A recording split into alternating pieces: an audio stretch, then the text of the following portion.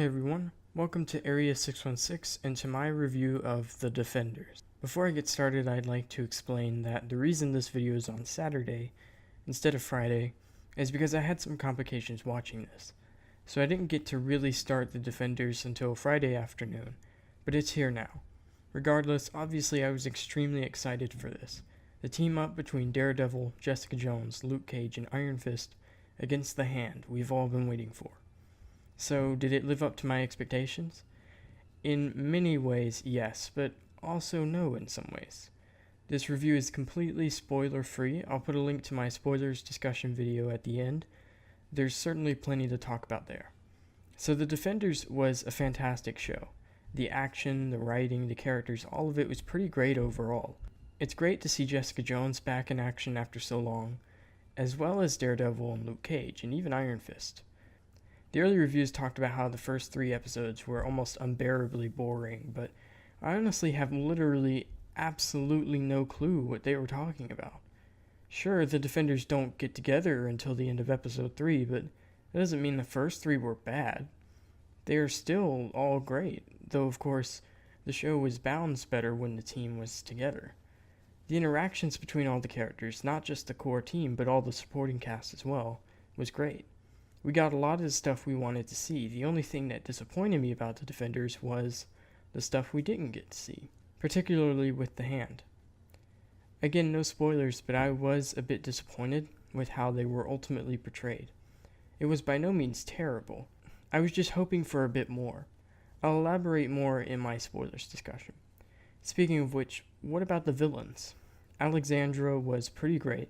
Sigourney Weaver was, of course, awesome in the role, and she was just as complex and interesting as I was hoping she'd be. A lot of people said that Iron Fist was the worst part of the Defenders, but I'm not quite sure about that. I think no matter how much you liked Iron Fist's show, it's impossible to deny that he is the weakest character out of the 4. But he wasn't annoying like all the critics said he was.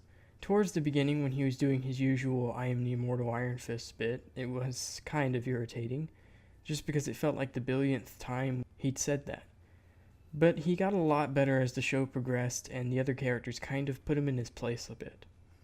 Overall, I thought he was fine.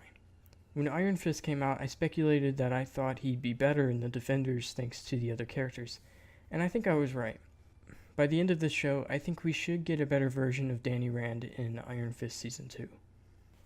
Thanks to some clearly superior writing skills from Marco Ramirez, Douglas Petrie, and the whole Defenders writing team.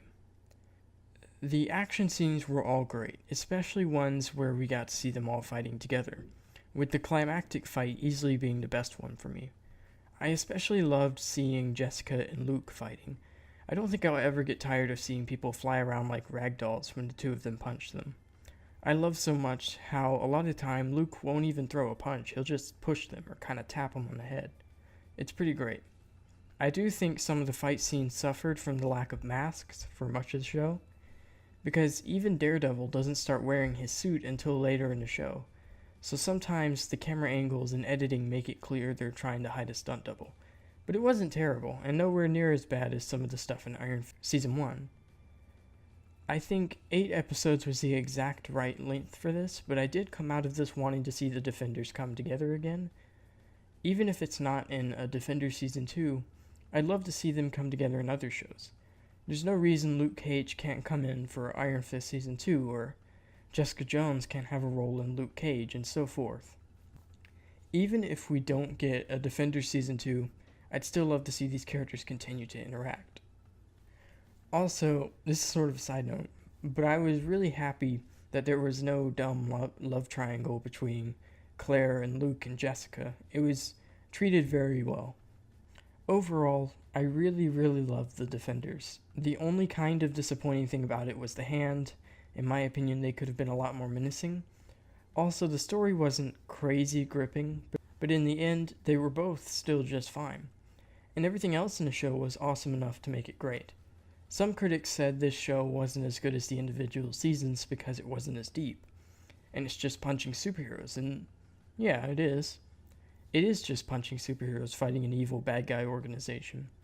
But that's not a bad thing, and that's exactly what this show needed.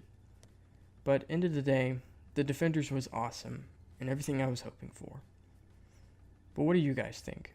Please remember to keep your spoilery comments for the spoilers discussion vid, but I would still very much love to know what you guys thought of the Defenders. Let me know all your thoughts and theories in the comments below. Thanks for watching, and I'll see you all next time.